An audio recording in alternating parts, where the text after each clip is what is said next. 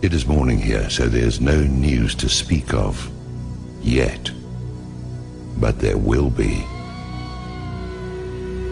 It's clear as crystal that the root of all evil is exactly that, and those in whom it is blooming are the enemy of humanity. The bankers are the problem. The bankers manufacture recessions and depressions to exert a greater control over social and political structures. The bankers create and finance the wars on both sides of the conflicts. The bankers orchestrate famine, poverty, and want. The bankers control the policies that control the media and the education system that is operated to maintain ignorance in the public so that they can be shorn like sheep. The bankers launder the drug money and keep drugs illegal. The bankers are the problem. The international banker is the scum of the earth, and they have to be brought to account. What will accomplish this? There are several possibilities. One of them is a real run on Wall Street, where the public goes into their offices and dispenses frontier justice on their person. The other is some kind of cosmic intrusion of forces that I won't begin to speculate on. And the other is some kind of financial miracle in which they actually wind up broke. But I don't know how something like that would work. The most likely is a combination of the first two, where the second channels through the first. Once the cost of food, lodging, and fuel hits a certain point, the public will be universally galvanized by the force that builds up from the pressure of their asses against the wall.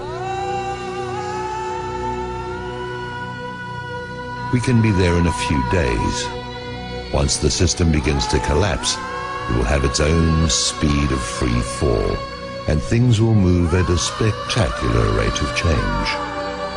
It will be like the way weather can suddenly transform in the South Seas.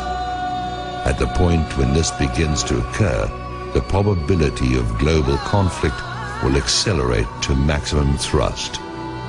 This is the primary truth about imperial currency activity. When the money goes south, violent attention goes east. Yes, maybe it will all just limp along on crutches while plastered with band-aids, but that goes contrary to the mathematics. You can spread the numbers only so thinly, or you can only press them together so much, and you're going to get holes appearing in the net all over the place, or you're going to get implosion. Do I have any idea what I'm talking about? It is possible that I do not. There's an area where allegorical poetry gains a mystical influx of metaphysical certainty that is no different from the theoretical physics, where theory is just another word for things we don't want to accept as inevitable.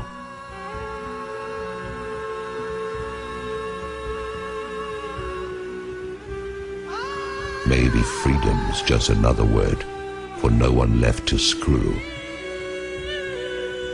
It stands to reason that sooner or later the public will have no further option but to declare open season on the bankers. They'll be hunted down as the be-all and end-all of everything dangerous and wrong. They are a plague and a pestilence as bad as any epidemic. They are the whiskey and yellow fever blankets on the reservations of ordinary life. They are anthrax masquerading as sweet and low. They are the long-standing source of the majority of humanity's problems and have little competition except for the ubiquitous presence of ignorance and impossible dreams. Whoever these bankers are, that is who they are. When the shit hits the fan, as it is going to do at any moment, the guilt of the banksters is going to stand out like zits on a beauty queen.